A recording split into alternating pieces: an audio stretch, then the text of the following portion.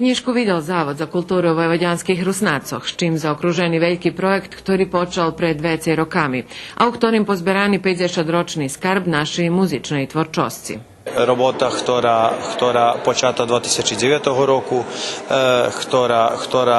projekt, ktorý má 3 tómy, ktorý finansijno koštal prek 1.200.000 dinari.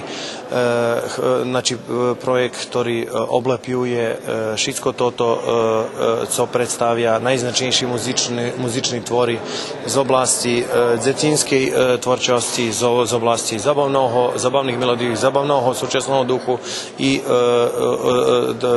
od časti narodných písňoch i narodných tvoroch. Za 50 roky na muzičnim planje u nas veljo zrobene prejk Červenej ruži.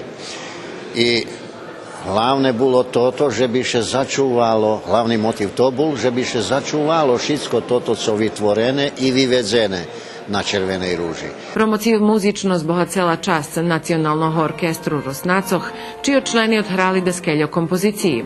Među njima i himnu na šoho festivalu kulturi Ruži Červeni ruži Jakima Sivča.